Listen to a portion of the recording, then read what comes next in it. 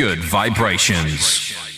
It struck me that the comedy scene has long been subject to the same controlling factors as the music business. While subversive and thoughtful material regularly appeared on both scenes in decades past, for many years now, both have been completely defanged and neutered, and only those artists deemed safe, who toe the official line on everything unquestioningly, are allowed to break through to mainstream prominence. And anyone not playing ball with organised society agendas is censored, banned, deplatformed, and banished into obscurity. I know only too well how this dynamic plays out in the music game, but my guest here today is here to shed some light on what the deal is on the professional comedy circuit. And he's a guy who knows. So welcome along to Alistair Williams. Welcome to me. Hello. How's it going? Well, better than last week, mate. Good to have you along. Yeah. Last week was tricky. Yeah. Like talking to a black hole. We got here in the end. We did. So first things first, we'll get into where you're at with everything in due course. But I recently saw you taking Russell Brand to task on one of your videos, which was great to see. I have to roll my eyes in utter bemusement at apparent truthers still being taken in by Russell Brand's consciousness guru act. I thought that was all put to bed in about 2015 or whenever it was that he appeared on BBC Newsnight and Question Time. You know, like you do. We've all been there. We've all been on those shows.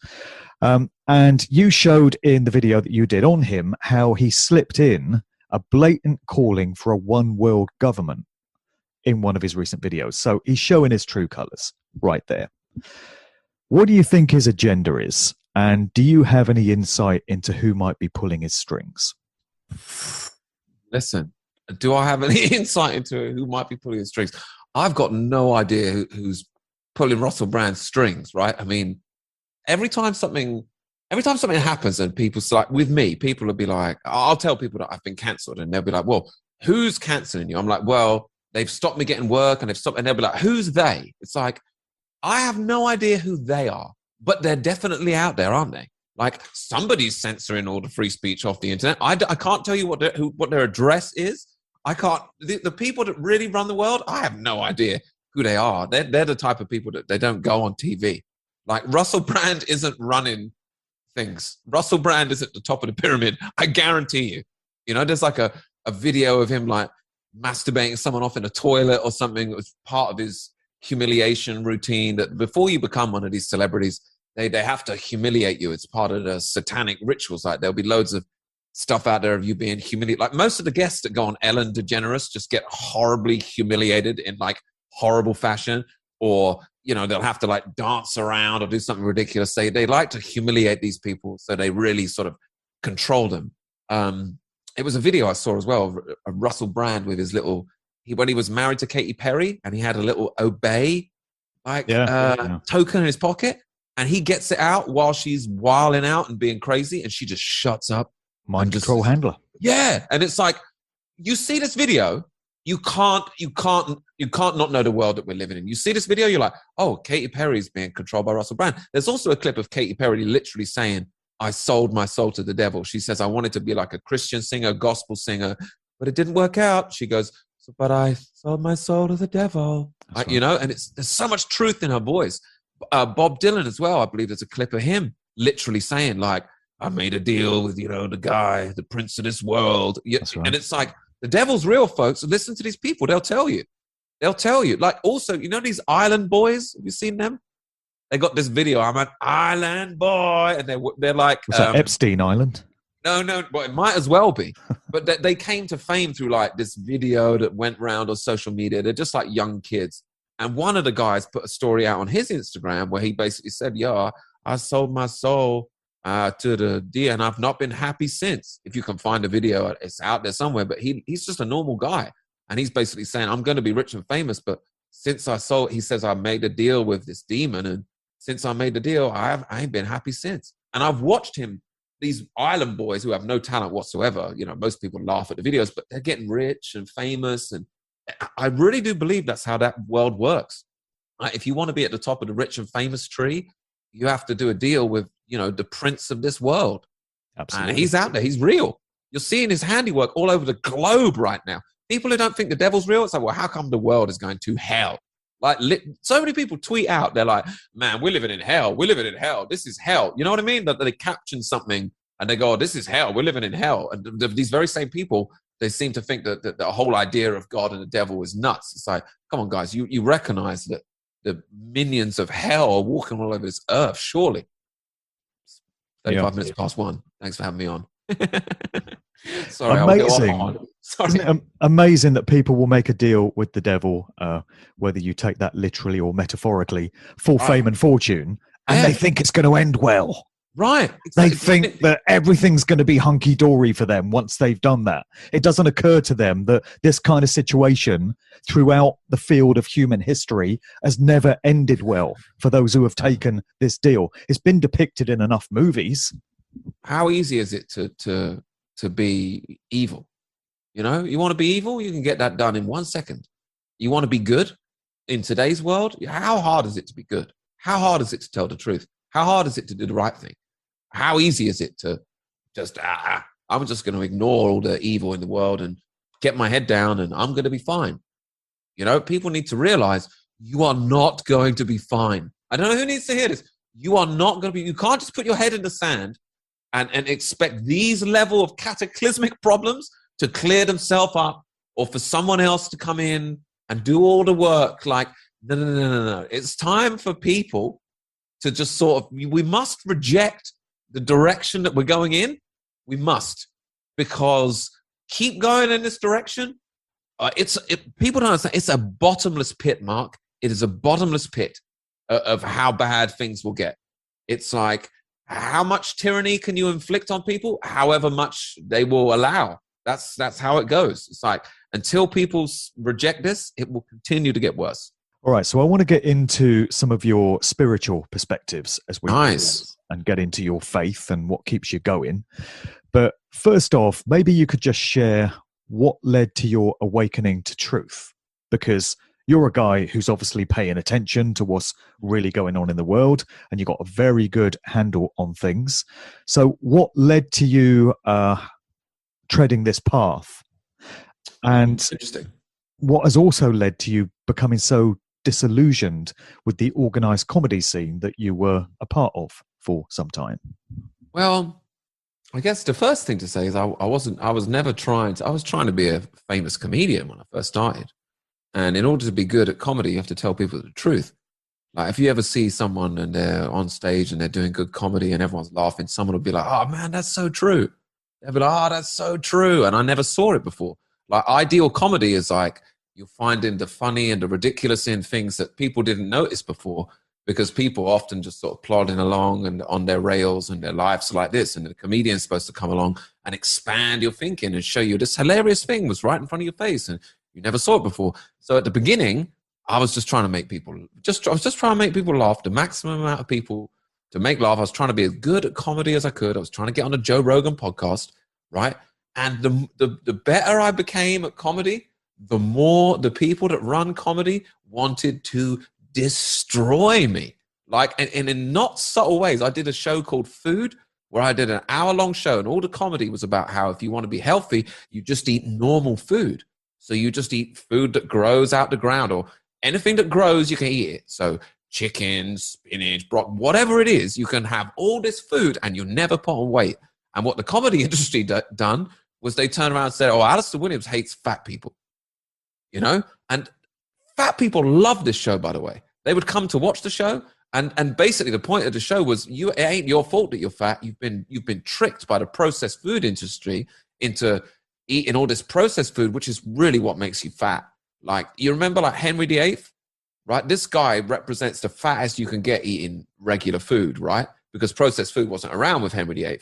Now, this guy used to spend his whole day eating the richest, biggest foods that he could find, and he ain't even that fat by today's standards. You know, like these whopping great fat people that need a crane to get themselves out of their living room, right? They're poor.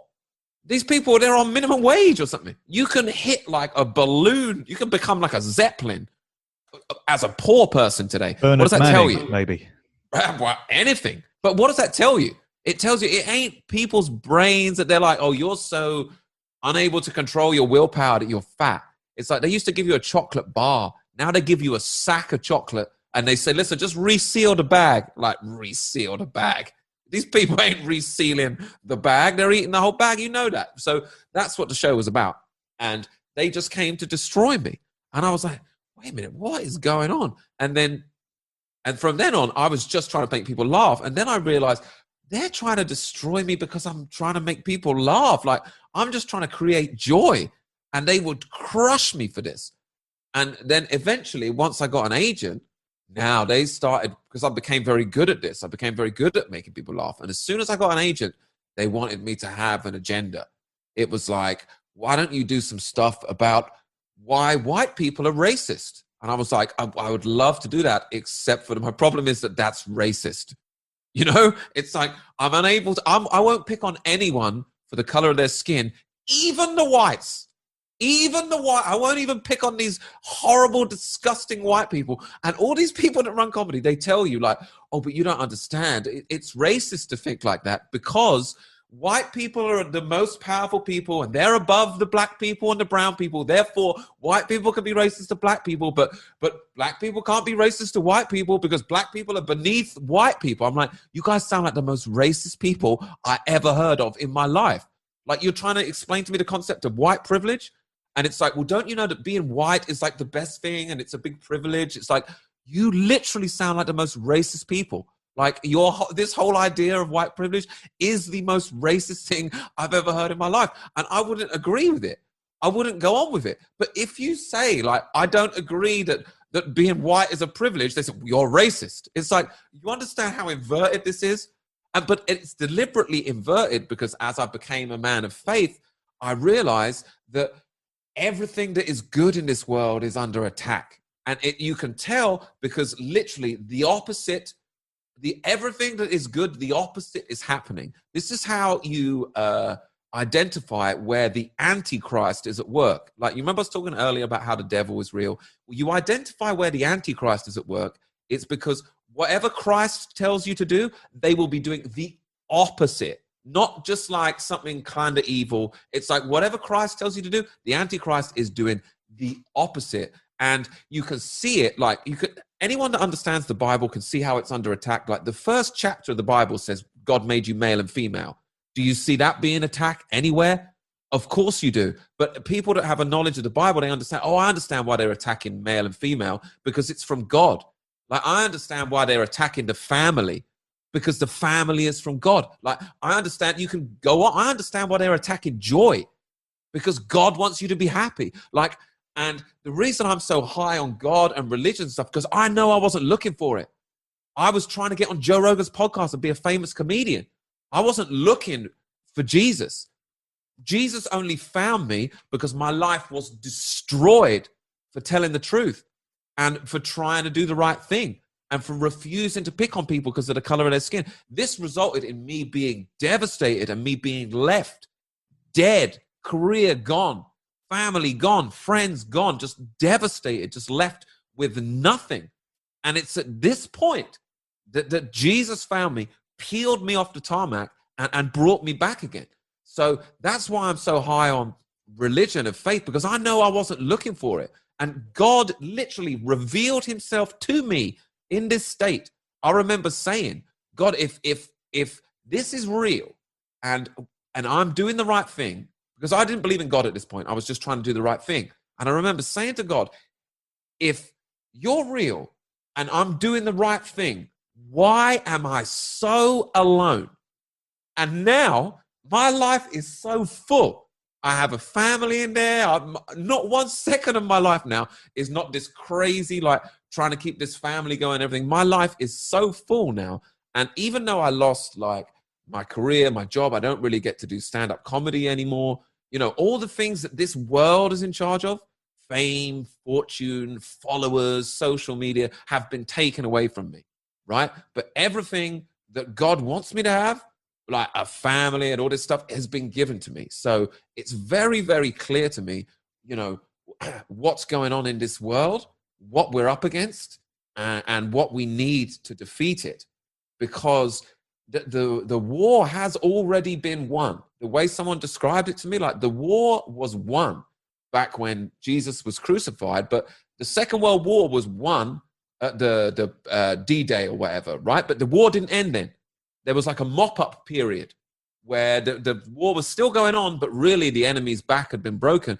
And that, I believe, is the period that we're in now.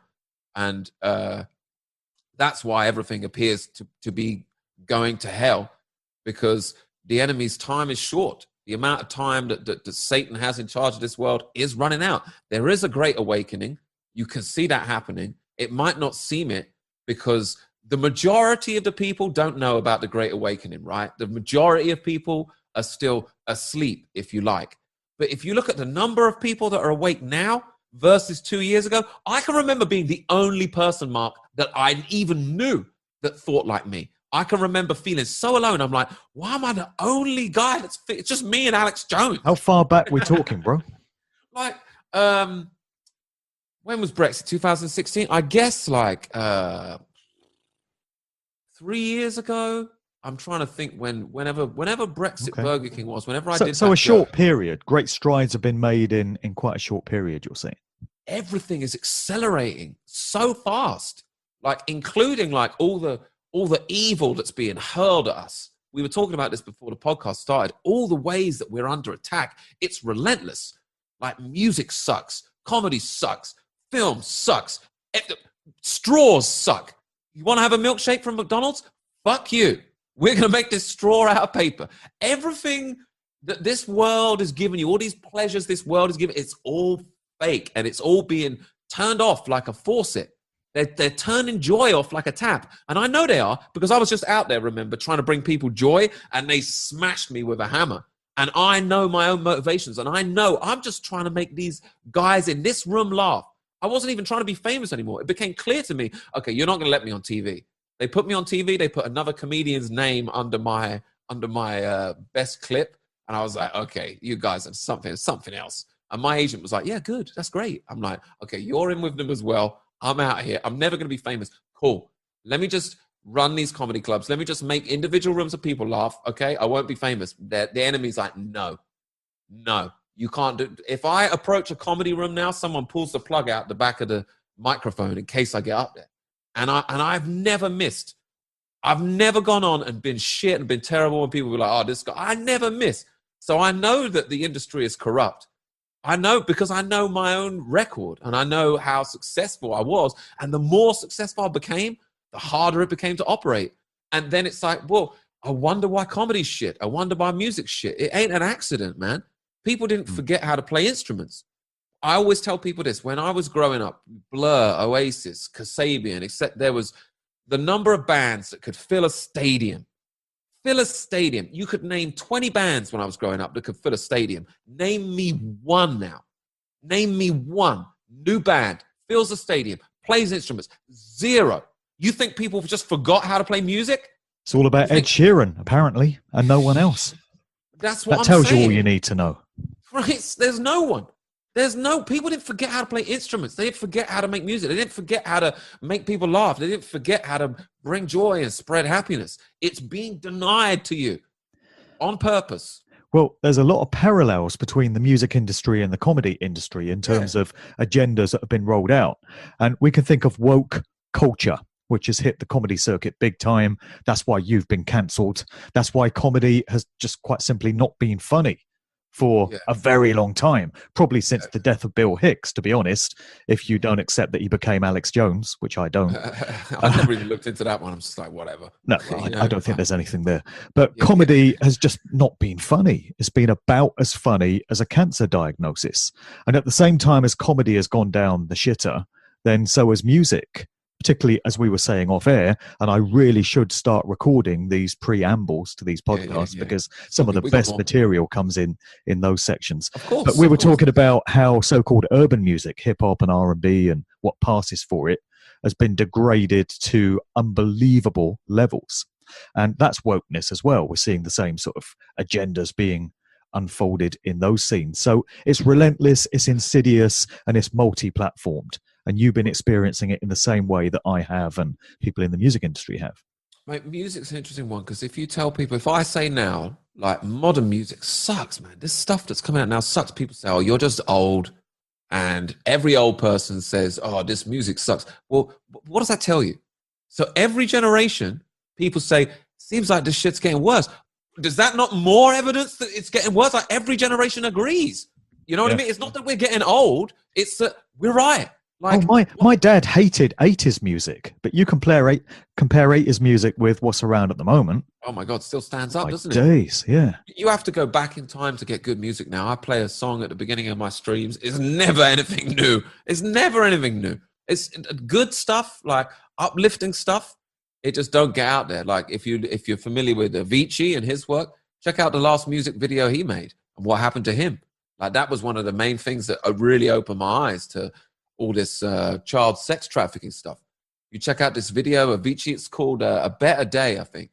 And the video is just him just obviously saying, these guys are trafficking children and it's all wrong. And then this guy just kills himself like 2 weeks after the video. Sure. Okay, cool. I totally believe you. Like this good looking Swedish DJ that's flying around the world with the best life ever. He couldn't hack it anymore.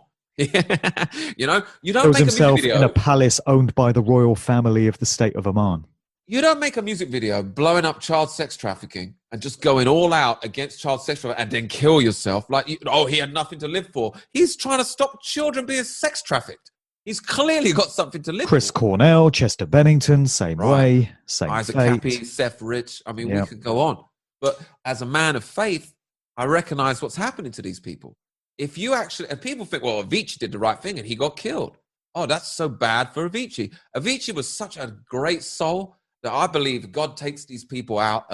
When you do something that good, God says, brother, you don't belong in this world anymore. You get yourself out of here. You're in heaven now. I mean, for the rest of Avicii's life, he will be the type of soul that stood up against child sex trafficking. I mean, does that sound like a future? Yes, it does. You know, who wants, this guy is a soldier of God for eternity now. And people are like, oh, shame what happened to Avicii. Not really. That's something to be celebrated, if you ask me. You know, I look up to this guy. More people should be like him. So there's another parallel between comedy and music, and that is that musicians and comedians alike have been traditionally thought of as being edgy, anti-establishment, outspoken, bit dangerous, you know. Yet we've seen none of that from either of these scenes, with very few exceptions. All these so-called punk rockers, so-called anarchists haven't had a whole lot to say. And all these edgy comedians have been rather quiet at the time in human history where their voice is needed more than ever. So if that's not proof positive that both of these industries are controlled by the same forces and that the only people that become successful within them are those that play the game and do the bidding of their controllers, then I don't know what else I can offer up as evidence. It's so clear, isn't it? They want you to follow the stars. They want you to follow these people, these huge followings, and they're these great human beings, and they're so much above the rest of us, and we should follow them to where they're going. Let me be clear. These people are going to hell. These people are going to hell. These people that are deliberately leading human beings astray, you're deliberately leading other human beings astray. You're going to hell. And you can see it. The wages of sin is death. Actually study these people. You know, actually really look at Lady Gaga in the eyes. And you tell me if you think she's a happy human being that's enjoying her time on this earth. Like, look at some of the energy that comes off these people. You know, I was explaining to a few people over lunch, like, obviously abortion is a big issue at the moment in America. It's coming, they're trying to make this new election about abortion instead of being about how everything's terrible, right? But you look at the energy that's behind some of these people that are, you know, these people are like, I've had 30 abortions, you know, I love it. Like, they've all got this really sort of crazy energy about them that's clearly like, it's just wrong. Anyone that's out there that's like, I've murdered so many babies and I love it. It's like, whoa. They don't seem very happy, do they? This is exactly what I'm saying. This culture that we're being fed is pure poison. It's pure satanic poison, and it's being pumped into you from comedy and music and this logo right here on the back of everyone's phone, pretty much, right? It's an apple, yeah? But what apple is it, Mark? What's the feature of the apple? Well, it's got a bite taken out of it. Precisely. The apple from original sin, Adam and Eve, the Garden of Eden. That's the apple that this is. The first Apple computer was sold for $666.66. This is verifiable facts. You can look this shit up. Like, you might not believe in this stuff, but the people that are controlling your life, they believe in this stuff. And what does this phone do? You spend your whole life staring at it, even though you know you shouldn't. You know that this is bad for you. Everyone knows these phones are bad for us. Can we put them down? Can we stop using them? I just told you this is the Apple original sin. I'm still using this phone, Mark. You know, I haven't ditched it. I know exactly what it is. It's very, the symbolism is all around us. These people, they love to rub it in your face. But also they have to let you know what they're doing. Because you've been given free will, that's how they abuse that because I'm telling you that Hollywood is satanic and it's obviously, you know, there's penises in all the Disney videos and stuff. They're letting you know you're choosing this hellish life and this hellish world. And people are waking up to it. More and more people are realizing that the energy of this world it's not good, man. It's really, really not good. And the people at the top of it, these famous superstars, they are not happy, man. They are not happy. They're some of the most miserable people in the world. The highest rate of suicide in the world is trust fund children. People who are like, you know, Hollywood actor's son or whatever. Like, these people are the most miserable people on earth, people that are given everything of this world straight away without having to work for it. It's not a good life. It's not a good life, you know? Yeah. Well, it seems a good point to ask you this, and you seem to be the guy to address the question.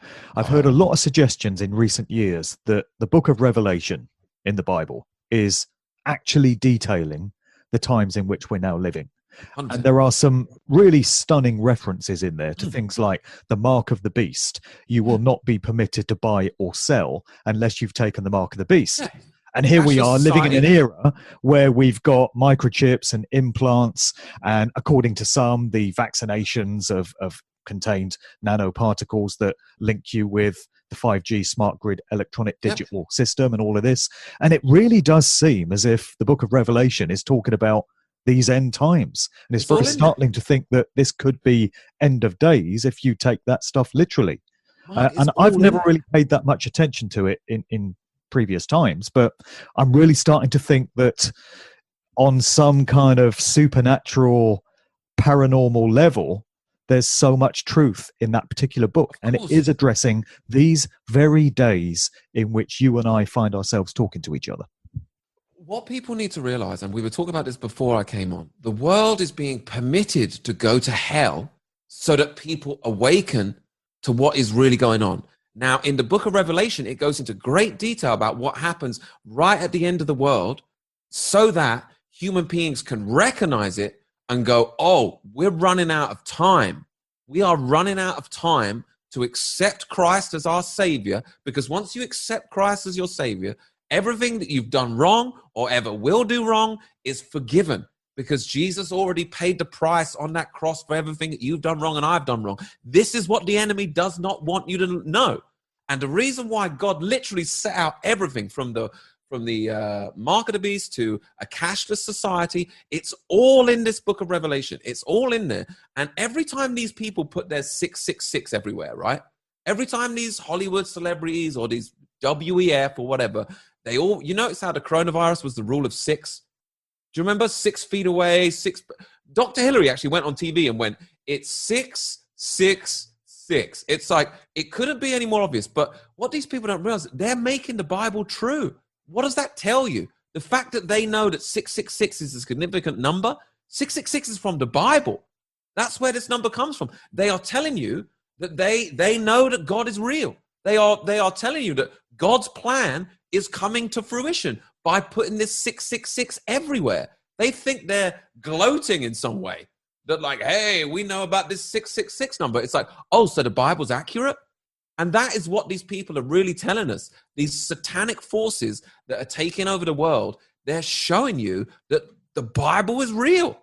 They're literally playing out God's plan right in there for you to see. And the mark, the mark of the beast is key, because that's what this vaccine, in my opinion, is about. You notice how they want you to keep subscribing to the vaccine. You have to keep getting the vaccines to participate in society, right? You don't just take one and it's over.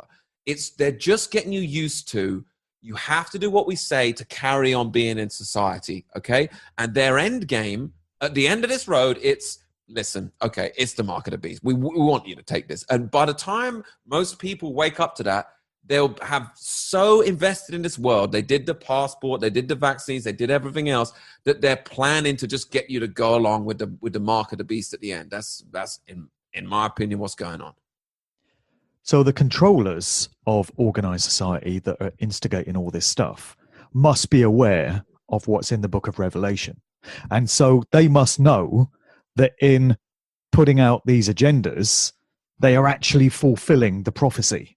Whereas they don't seem real, Mark. They don't seem to think, whoa, we don't want to make it too obvious what we're doing here because this is all laid out in the Bible. So we've got to be more subtle about this. No, they're blatantly coming out and perpetrating everything that was detailed in that book and fulfilling these predictions in the process.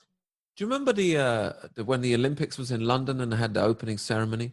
Oh, yes, big time. Do you remember that? Do you remember the music they selected? Tubular Bells. Mike Oldfield. Music from The Exorcist. Yeah. They're playing the music from The Exorcist while a giant black demon is over children in hospital beds with dancing nurses around.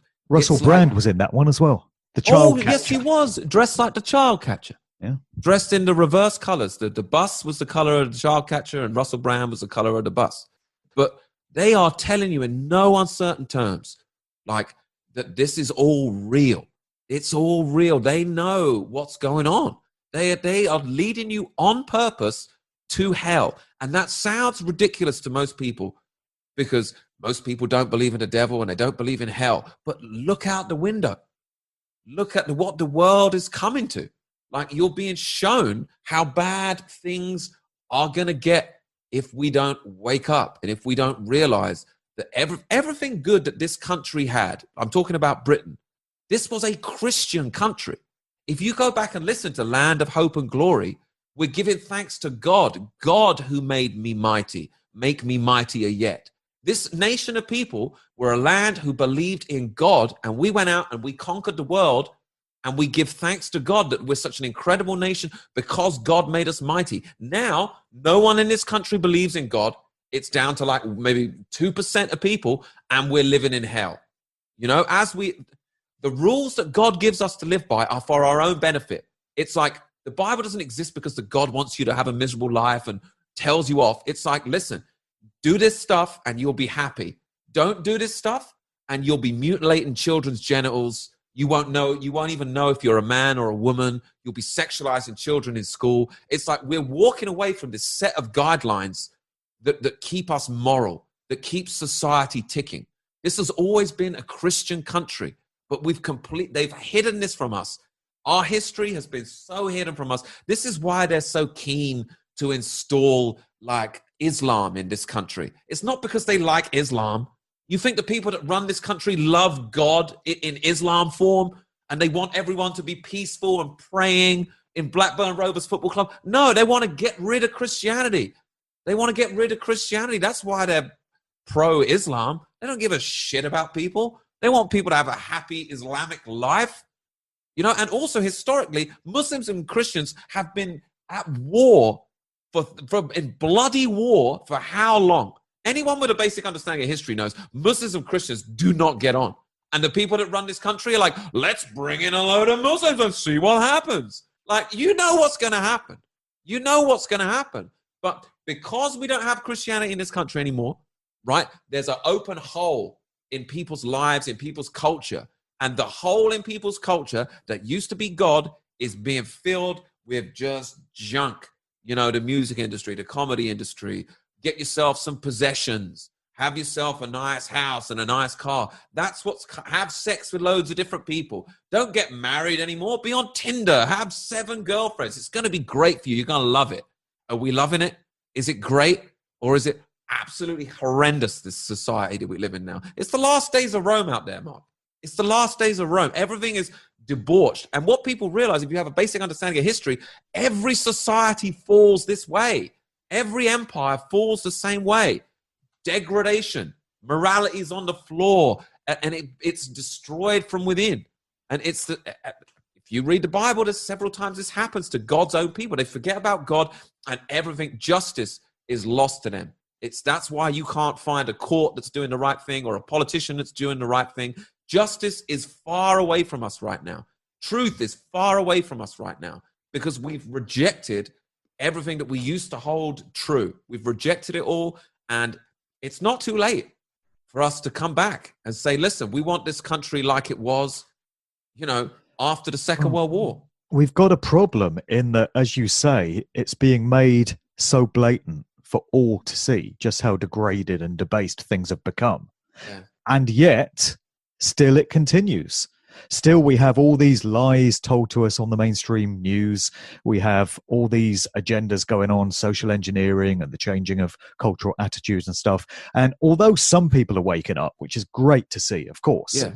to my thinking, it's not happening anywhere near as quickly as it needs to, even in spite of how obvious it is that we've got a major problem here. So we are hurtling headlong towards our collective doom.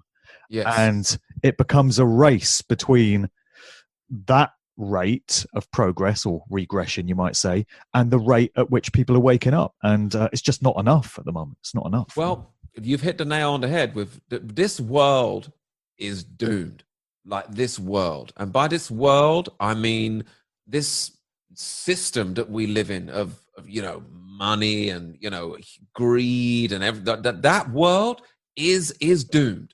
Like there's no future for this godless world where just morality doesn't exist anymore. Like we're not capable of making our own rules.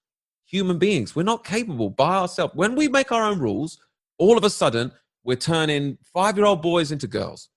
We're mutilating their genitals, we're stuffing them full of drugs, and we're turning them into girls. Like, is that not enough? Is that enough proof for people that this society is so fallen, and no one has the courage and the bravery to oppose it? Because if you oppose this stuff, this world will hate you.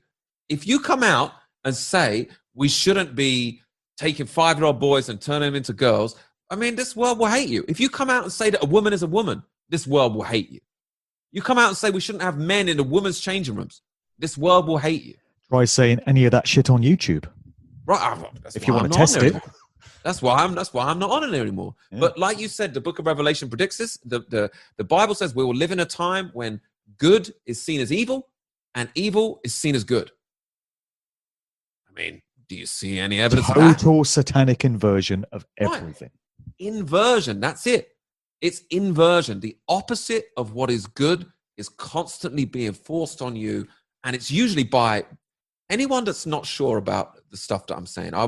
The image that got me, check out the Pope's audience hall.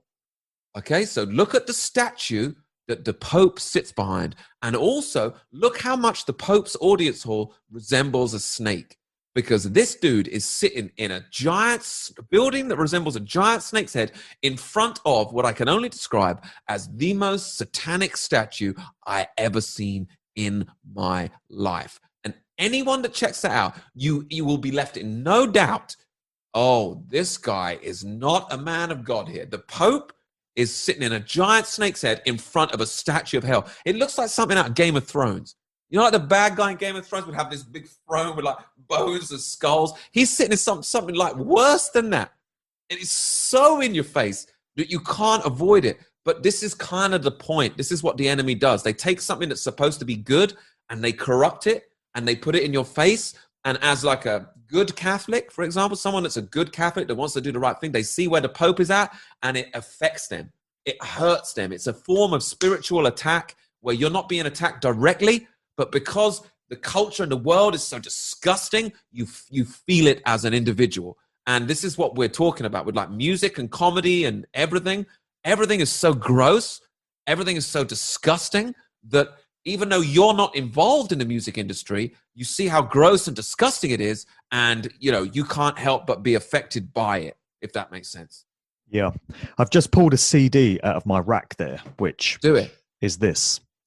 Oh, yes. Album by Rihanna from a few years ago, and it was called Good Girl Gone Bad. which Nice. says it all. Subtle. Yeah.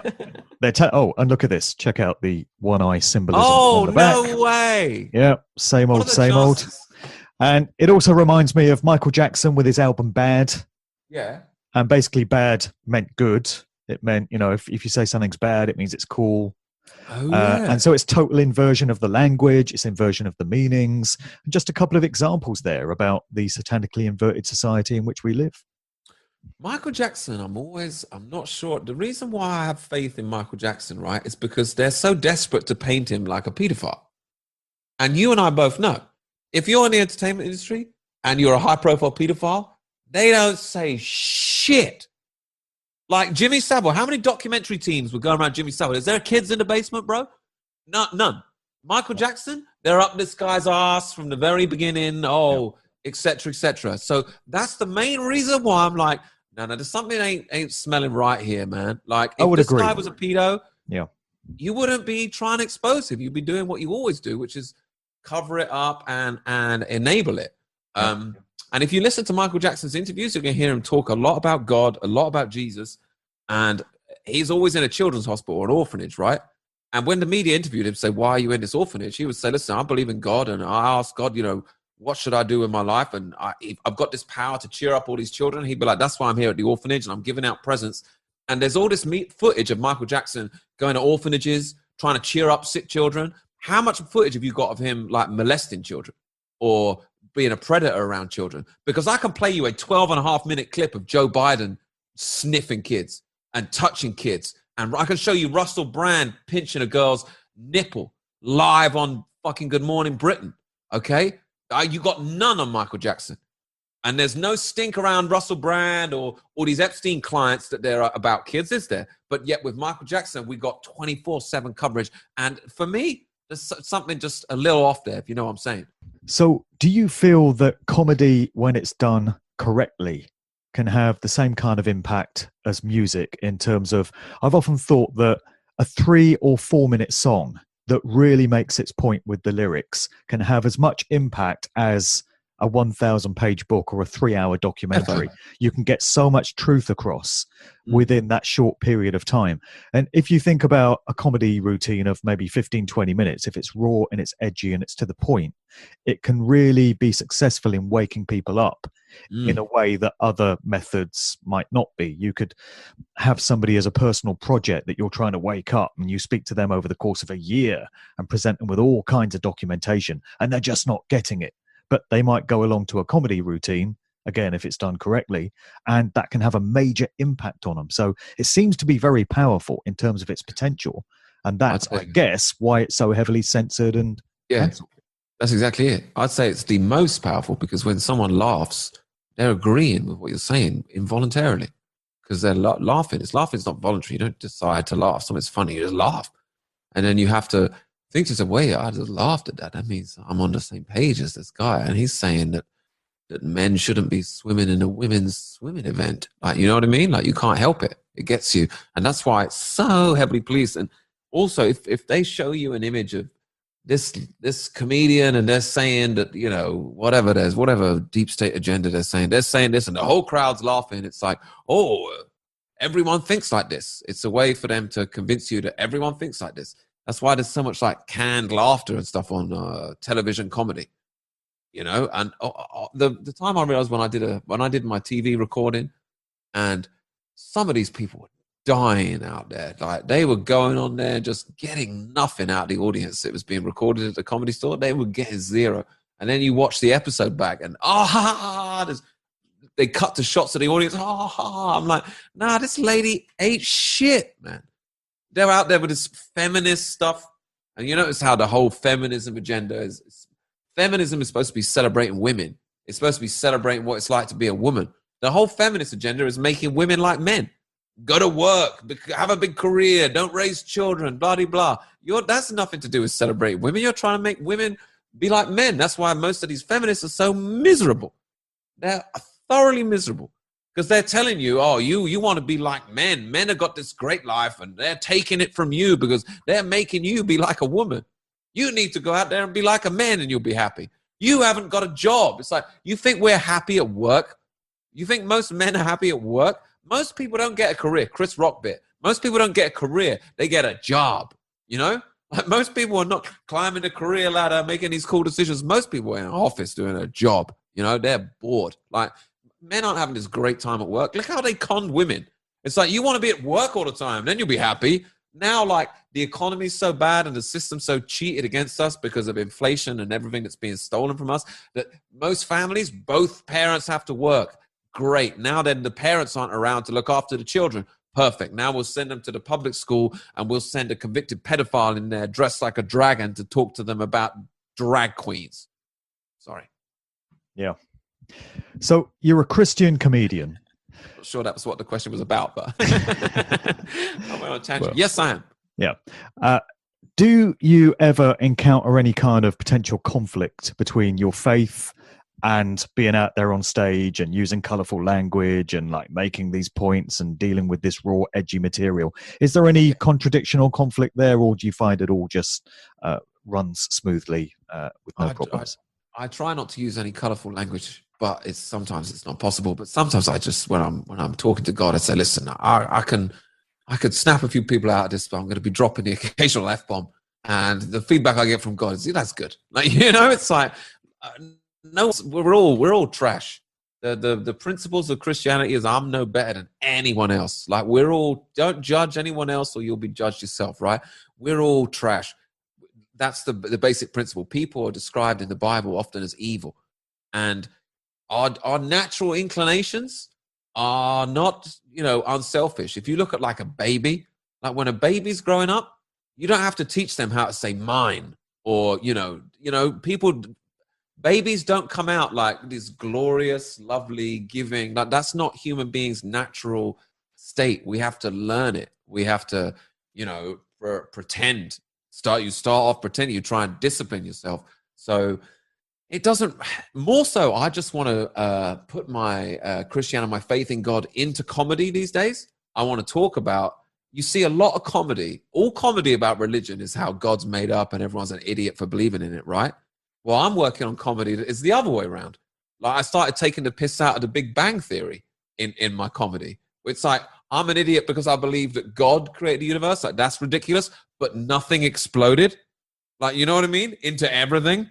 Like if you actually drill down into some of the things, like evolution basically says that the whole world was built at random, right? Like everything randomly changed and this perfect universe, like walk through a forest and ask yourself, does it seem like this is a random ecosystem, this forest? Like, do toads seem like they randomly ended up in the pond? Like, everything's perfect.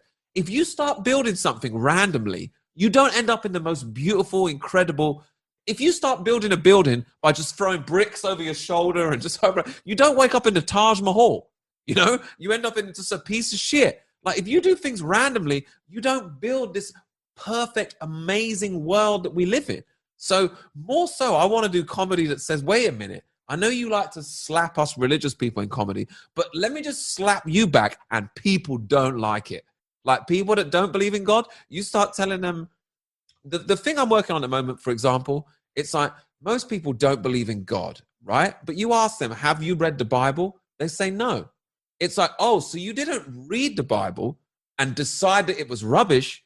You decided it was rubbish before you read it. It's like, does that sound smart? Does that sound like something a man of science would do? Science is investigating things properly. Science investigates everything properly, except for the Bible, where from the other side of the room, they're like, oh, that's a load of nonsense. You know what I mean? They didn't read the ingredients on the vaccine label either, did they? Quite. People are conditioned these days, don't investigate anything. The TV is going to tell you what's good. The TV is going to tell you what's safe. These celebrities, they're going to tell you how to be. Follow these celebrities in the way that they conduct themselves, and it's a trap. It is a trap. This whole celebrity culture, entertainment, comedy, film, you name it. You've noticed it's all gone horrible at the same time. Like everything. Look at Netflix. And there's literally child pornography on Netflix, right? Like, no bullshit. Like that, Cuties it's called. It was literally, I remember doing a video on it. It's basically child pornography. It's set out as, oh, this group of girls wants to be dancers, but they're only like 10 years old and their parents are against it. So they got like 10-year-olds up there like twerking and close-ups of their crotch area and shit. This is on Netflix. Like it's literally child sex predators. This is their ideal show. It's on Netflix. It's not been there was a bit of an uproar about it from people in the sort of YouTube community, etc. But it's still on there. Like, it's right in your face. It's right in your face what our entertainment is about. It's about polluting you. It's about forcing you to live in this horrible world where children are not protected. We're not protecting our children these days. And there's nothing worse than that. There's nothing. I can't even watch. Someone yesterday on my live stream was trying to ask me to watch a trailer for some new kid drag queen documentary. And I couldn't get through more than 60 seconds of it, man. You know, it's just like 6-year-olds who are like, I'm going to be trans. And it's like, man, this is child abuse. And I can't take it, man. You can't let a 6-year-old decide. You know, when I was 6, I wanted to be an astronaut. No one blasted me into space. Like, you know what I mean? Like, you can't let children. This is abuse of the worst kind. It's got to be the lowest that humanity can sink to. Degradation doesn't go any further than this, you know, harming children, torturing children, murdering children. And we're hearing so much of that now about what goes on apparently in, you know, behind the scenes with these so-called elite types and the adrenochrome industry and all of this. It's every horrific nightmare you can ever imagine. And it's all apparently happening right now. So going back to what we were talking about earlier in the conversation, I guess that's how you can know that these are the end times, because it can't really get any lower than this. I don't see how it gets any lower than this, Mark. I really don't see how. I mean, it's bad enough torturing and murdering anyone, adults. But when all that's being done to children, it's just the worst. The Bible literally says the worst thing you can do is to harm a child. Like, in terms of like the worst type of punishment you can receive at the end of all this is if you harm children, because children are innocent. They're without sin. You know, they're innocent. They don't understand the difference between good and evil. So if you expose a child to evil, you're spoiling them. You shouldn't have knowledge of evil at 6 years old. You know, you're not ready to cope with the concept of evil. You're 6. You know, it's not right. But you know, like the concept of serial killers trying to get caught. You know, like the stuff they're doing is so awful and disgusting that they want to get caught to end it all. I feel like with some of these people, that might be what we're seeing here. The stuff that they're doing is so horrible and so disgusting that they're almost like asking God to bring an end to this whole thing. They're setting out to do the things that are most disgusting to God, which, if you think about it, is the most foolish thing you could possibly do. And talking about earlier about, is this the end times? One of the lines from the Bible, it says, as it was in the days of Noah, so it shall be at the second coming of the Son of Man. So what they're saying is, what was going on in Noah before the flood came is the stuff that God finds most disgusting, and that's when God will wipe the slate clean again. And what was going on in the days of Noah was they were messing around with the genetics of human beings. Like they were changing human beings from human beings into something that they're not. And if you look at what's going on right now, you've got with the vaccine and changing the DNA, that we're literally seeing that. We're seeing they're taking transhumanism, chips in brains, you know, Elon Musk. Oh, we're going to upgrade human beings by merging with AI and stuff. You're seeing what was going on in the days of Noah. I can see it happening before me now. And it's something that God won't put up with. He won't put up with human beings being changed and morphed into something, you know, disgusting. And you can see this happening all over the place, you know, with, you know, we're changing men into women, we're changing our DNA, we're, you know, you name it, you know, we're out there doing it. And, you know, that for me is a big sign that I think we don't have long left of this horrible world, if you like, this horrible culture. You know, something's got to change. Do you have any specific opinion on Donald Trump, if that's not too much of a curveball question? No, that's a great question. That's a great question, because I am a believer in Donald Trump, and one of the reasons is I see how much the media hate this man. Okay, the media hate this man, and they're not good enough actors that they're in on it. Okay, the media aren't pretending to hate Donald Trump; they hate this man. Okay, all the institutions we just named, music, comedy, blah blah blah, all the institutions that I know are run by Satan, they all hate Donald Trump. I've not seen as much hate for one man since Jesus. And that's a huge thing to say. Like since Jesus, Trump, the hate that was poured out for this guy. And it's all fed to people. No one hated Donald Trump before the media said to hate him, right? So I know the establishment don't like this guy. Second of all, I never used to believe in God. And the movement that surrounds Donald Trump is full of people that were constantly quoting the Bible at me and talking about God. And when I discovered the horrible things that were being done to children, the people that were standing up against it were doing so in the name of Jesus. Okay, the people of this world that they will actually do something about the abuse of children. They were all speaking God's name, and I wanted to be part of that. I was like, when you discover the evil that's in this world, you will run to the opposite.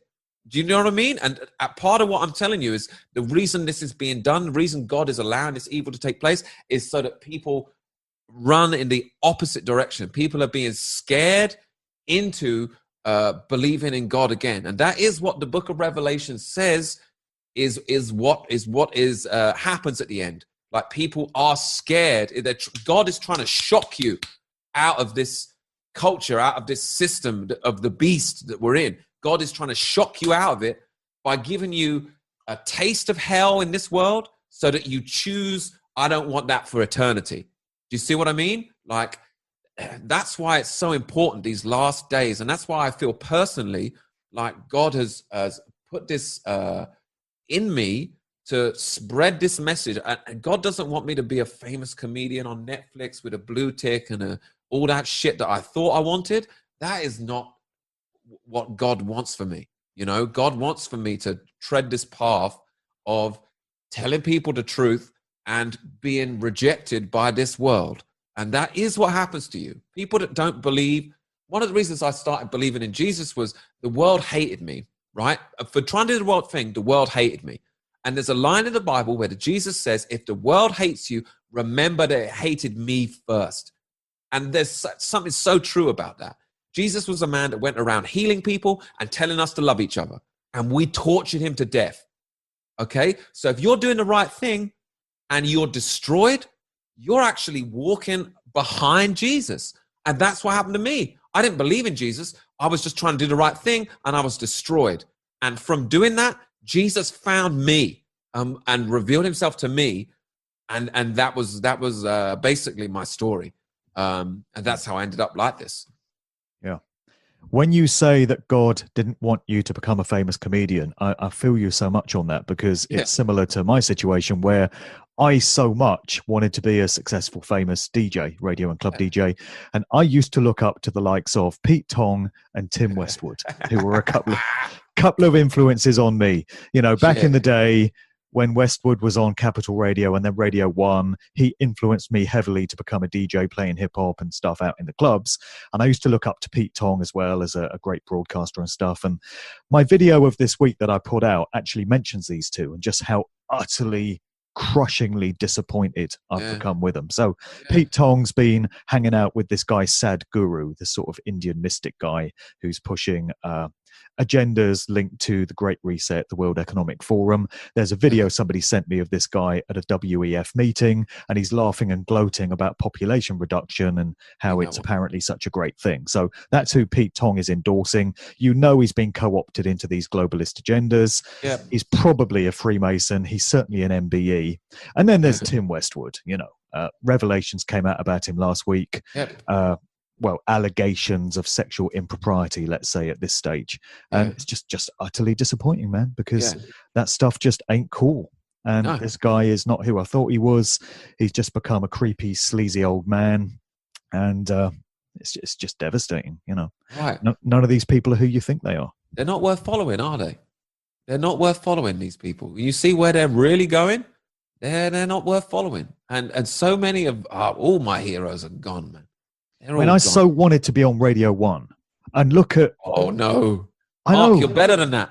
I know, You're so but back dodged in the bullet, day, man. I know back in the day I was quite unaware and naive of these things, Mate. but look at what Radio 1's churned out. I mean, Jimmy Savile's the obvious one, but Right. how many bloody paedophiles? You know, there was a guy the other Yep. week, Mark Page from the 80s, was exposed as some sort of sexual deviant. How many does there need to be before it becomes a pattern, a trend? Oh, there's a statue of a paedophile outside the BBC office in London. Yeah, exactly. Remember, they're showing you They're who telling they are. you what they're all about. They're free will. They're showing you that deliberately. It's part of their black magic. It's like got more power if they show you. That's why they do these satanic events at the Olympic opening ceremonies and stuff. You know, they're getting off on it. But symbolism will be their downfall. They're Bond villains who are like, here's our plan. Like, that's who they are. And it's all going to come into fruition. Like the Bible says that whoever digs a pit will fall into it. So this horrible, evil world that they're building, that's where they're going to be for eternity. You know, they're digging their own disgusting pit here. You know, and it doesn't fill me with any joy to know of the horrible judgment that is going to be poured out upon these people. You know, I do genuinely feel sorry for the people that you're listing. I genuinely, because they're tricked. They are deceived. They're deceived into following this path and going down this road that is just horrendous, you know? And all they're trying to do is drag as many regular people with them as they can. Like, you know, like people say that most people are sheep. You know, they say most people are sheep, and people like us, they sometimes say that in a derogatory way, right? Most people are supposed to be sheep. That's the way the world has been made. You've got three types of people: wolves, shepherds, and sheep. In what ratio would you make these three if you wanted to have the most peaceful world, right? 90% sheep. If it was 50% shepherds and wolves, we'd be living in Mad Max, Armageddon all the time. So most people are supposed to be sheep. If you've figured out what's going on and you're yelling at people for being sheep, you're a shepherd yelling at the sheep for being sheep, which is the worst type of shepherd that you can ever imagine. You know, you're supposed to be guiding these people. Don't yell at them for being sheep. That's how most people were made. You know, it's our role as people who have seen things up to lead these people through example and showing love to one another. And that's the way to fight this thing. The way to fight this thing is not to stare at what the devil's doing and fixate on it. The answer is to be good, you know, and to show people that there is a different way. And because people gravitate towards that. People, you know, like how many songs used to be about love? You know how many love songs there used to be? You know how many singers there used to be that sung about love? You know, like Lionel Richie, Luther. There used to be 50 singers sing about love. Now, zero. It's all crack houses and, you know, I stole some money and some drugs. And that's all it is now. They're taking away that stuff from people because people actually gravitate towards it and they like it.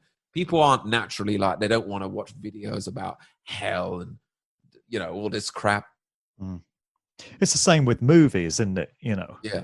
Why did it become popular to have things like Saw and all this Texas Chainsaw Massacre and just watching people being mutilated and horrible scenarios that you would never want to go through yourself, but somehow it's entertaining to see fictional characters being chopped up like this, you know. Oh, gosh. Why is that entertaining? And at what point did that cross the boundary to become unacceptable? I just don't know. When you start meeting these people that work in television or network, the people that are, you know, controlling all that shit, it's so clear. Like, man, the vibes I used to get, it was just like, get me the hell away from these people. You know, like the people that run, like people, powerful people in that world, you don't have to be around there for more than 30 seconds where you're like, my spiritual spider sense is just tingling. It's like sick vibes. Oh, the powerful people, they walk into the room and it's just like, whoosh. It's like Darth Vader's walked in or something, you know? It's just like, oh, that's when I tell you God doesn't want me in this world like he did. That's not for me. That's not for me. It's like, you have the blue chicks and the check marks and the Netflix and all that. I'm good. I'm happy to be out there. And I say that legitimately. I'm never like, oh, I wish I was on Netflix and stuff like, no. Close call. Well, thank God, literally, that never happened to you. And thank God that I never got on BBC Radio 1 or anywhere near the BBC. It's my greatest blessing. Yeah, absolutely, 100%, man. You're the real like superstar of this world. You know, like people that actually they give up everything to tell the truth, and they're the real rock stars, and that's the way it is. They're the people that really have the spirit of like the rock star. Like the few musicians who are like, I ain't playing unvaccinated concerts, and this is a load of bullshit, and the government's bullying you, and they are the real rock stars. And there's only a couple of them, like Ian Brown, I think. But the ones that are like that, it's like, oh, you're the legitimate. You're like Matthew Letitia. Right, like, you're the Fred. one that cares about football. Yeah, right, said Fred. Like Matthew Letitia, you're the one that cares. Like, hey, all these footballers are collapsing. All these fans are collapsing. It's like, you're not part of football anymore. It's like, no, that's the real guy. That's the real guy. Yeah, totally. You know? Start thinking of these as victories. Like if you're rejected by this world, it's a victory. One thing I often wonder about stand-up comics is how you train yourself to deal with hecklers. You think very quickly on the spot and you can put that down. And it's obviously an acquired skill. So how do you prepare yourself for what hecklers might throw at you? To be honest, my tactic was always just be really good at being a comedian and then no one fucking heckles. If you're doing so well that the whole room is rocking and everyone's loving it, no asshole is going to try and interrupt because they don't have the room. The room's, shut up, idiot. I'm enjoying this. You only really get heckled if you're doing shit. If you're losing control, then people are like, right, this guy sucks. I can hammer this dude. So that's all I did, really. I just tried my hardest to make sure that I was good and that people were going to enjoy it. And then, you know, no one really ever messed with me in that way, to be honest. For that reason, like, you know, it's weird comedy. Like sometimes people do set out to like destroy the comedian. Like, you know, it's like you paid to get in here, man. Like you don't go to the theater and be like, "Oi, Macbeth, wanker!" Like it's like let him do his. You know what I mean? But you do get that. People are like, I'm going to ruin this event that I paid for. Okay. Yeah. That's always something I got as a DJ, the most stupid, moronic comments that people would come up with. And in my first book, which people think was Musical Truth Volume 1, but I actually wrote a book back in 2007 called Tales from the Flip Side. And it was anecdotes and funny stories from the sharp end of the DJing game. And I had a chapter in there all about DJ requests and just some of the dumb shit people come up and say to DJs. Like, DJ, can you play something that we can dance to? Can you play something with a bit of a beat?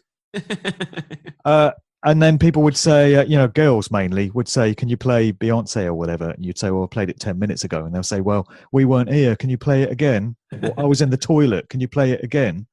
And the point is, if you've come out to listen to a DJ and you've paid money on the door, why don't you just listen to the DJ? Yeah. Unless they're doing a really appalling job. And in most cases, they're not. They're holding the dance floor. So why don't you just let the man do his job and indulge in it? And the same thing with comedians. Why heckle the guy? Just let him do his job, you know, unless he's really shit.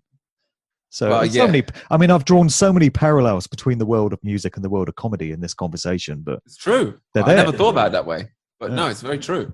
Yeah. But, you know, people, they want to be the DJ. They want to be the comedian. You know, they don't want to do the hard work. They don't want to learn a routine. They don't want to do the open mics. Yeah. They just want to be the guy from the crowd that yells blah blah blah, and everyone laughs and I'm so great. They don't want. They want you to do the creative, artistic stuff, and then they just come along and pick it all apart. Get the glory. Easy to do. Yeah. It is what it is. But you know, this is the world we live in, isn't it? You know, the one world we got. You got to negotiate it as best you can, and you know, I feel like we're doing that. Yeah. All right. So last question. The two favorite truther comedians that people always cite would be Bill Hicks and George Carlin. Yeah. Neither of whom are with us anymore. Again, if you don't accept that Bill Hicks became Alex Jones. So what do you think those two guys would make of the world in which we're now living? And what would they have made of the convid bloody nonsense of the past couple of years? I like to think they'd have had a thing or two to say about it. Well, comedians are supposed to be the people that do say, you know, they're supposed to be the people calling the world out on its bullshit. I don't understand how any comedian can live through this time and talk about other stuff. It's like, really? Yeah, making dick jokes and toilet jokes when we've just lived through the most tyrannous period in any of our lifetimes. I guess some people don't see it, do they? They don't see that we're living in that world, you know? Like, we really are living in a world where there's two people in completely different realities. There's people like in our reality, and then there's people in the reality where, you know, everything the government says is true, and, you know, it really is like a completely different universe that they live in. But people seem to be aware that the government lie to them and the politicians lie to them all the time, but they also seem to completely disregard the fact that they could be lying to them about the clouds they spray. Well, I don't know. Everything? Yeah. It's like everything's poisoned. The water's poisoned, the food's poisoned, the air's poisoned, the entertainment's poisoned, like the government's poisoned, the church is poisoned, you name it. The post office is probably poisoned, you know? Everything's just full of poison, but people can't see it. They don't see that there's an agenda there, you know, but it's clear. I mean, it's at the point where you can read the agenda. You can go online and read like the WEF Agenda 2030. You can read the whole thing. People still, they don't believe it. I had someone the other day telling me that the World Economic Forum was a conspiracy theory. I'm like, dude, this is their website. Here's the link. They're like, I don't believe it. It's like, well, okay. Like, sure. I can't really, you know what I mean?